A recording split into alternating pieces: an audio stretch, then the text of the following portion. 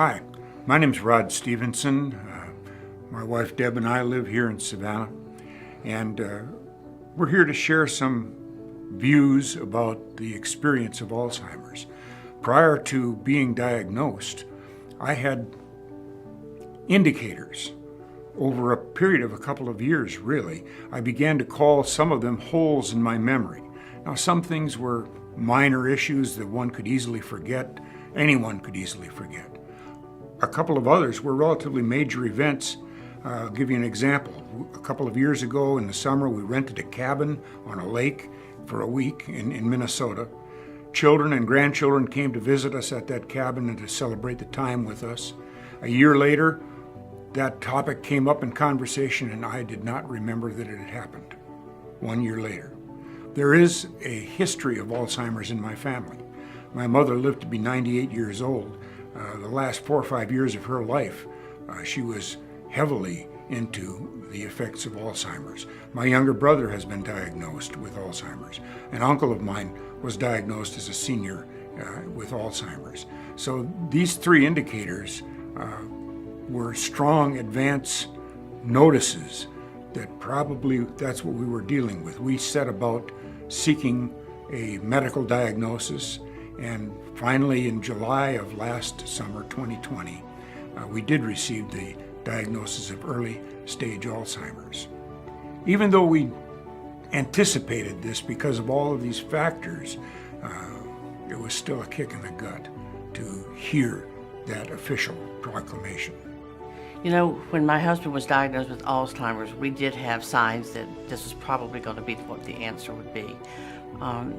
But when you hear the word, it's different. I became very sad almost immediately. I was distressed. I had times where I could not cry. And if you think about it, for me, my future looked like it was full of nothing but dark clouds. There was no light, nothing that was going to be hopeful, because all I could see was the end stage, which is what most people think of when you think of Alzheimer's. You think of that end stage.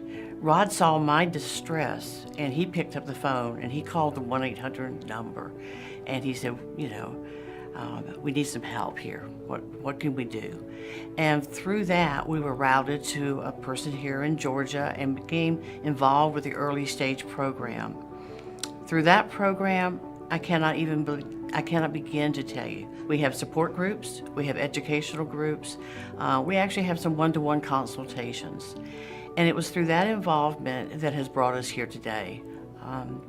It's been what started out as a very dark and gloomy scenario has turned into a time of hope, a time of blessings. You don't think about blessings coming from such hardships, but they do.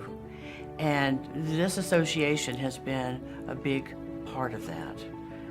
I'm very, very grateful to be a part of this association. My faith in my Lord Jesus tells me that He has not left me to stand alone in this. And the proof is in the pudding. My dear wife Deb stands with me every day.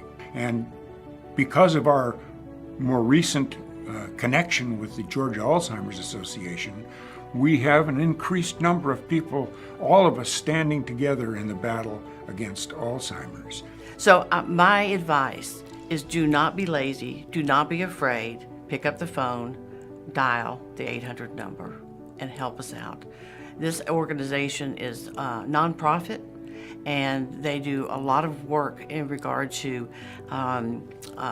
raising money for research. That is a huge component.